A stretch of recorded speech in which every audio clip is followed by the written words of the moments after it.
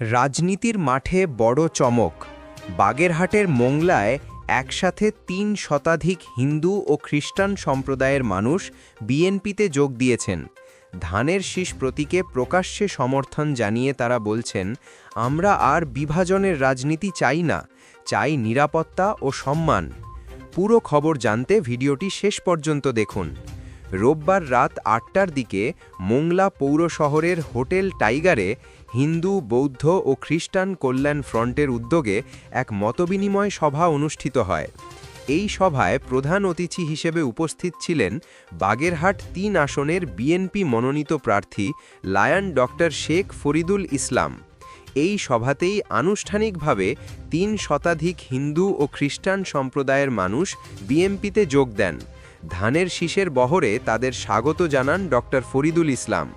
নবাগত নেতাকর্মীরা বলেন, আমরা অতীতে অন্য রাজনৈতিক দলের সঙ্গে যুক্ত ছিলাম, কিন্তু তারা আমাদের ব্যবহার করেছে, সংখ্যালঘু তকমা লাগিয়ে আলাদা করে রেখেছে। তারা আরও বলেন, ৫ অগস্টের পর থেকে বিএনপি আমাদের পাশে দাঁড়িয়েছে, নিরাপত্তা দিয়েছে, সে কারণেই আমরা আজ বিএনপিতে যোগ দিয়েছি। তাদের একটাই দাবি, নির্বাচনের পর নিরাপত্তা ও শান্তিপূর্ণ জীবন। এ সময় ডক্টর শেখ ফরিদুল ইসলাম বলেন, এই দেশে সংখ্যালঘু বলে কিছু নেই, সবাই এদেশের নাগরিক, সবার অধিকার সমান। তিনি আশ্বাস দিয়ে বলেন, আমি নির্বাচিত হলে হিন্দু, খ্রিস্টান ও বৌদ্ধ সম্প্রদায়ের মানুষের শতভাগ নিরাপত্তা নিশ্চিত করব। সভায় আরও উপস্থিত ছিলেন উপজেলা বিএনপির সভাপতি মান্নান হাওলাদার, সাধারণ সম্পাদক আবু হোসেন পনি, পৌর বিএনপির সাংগঠনিক সম্পাদক নাসির তালুকদার সহ বিএনপি ও অঙ্গ সংগঠনের নেতৃবৃন্দ।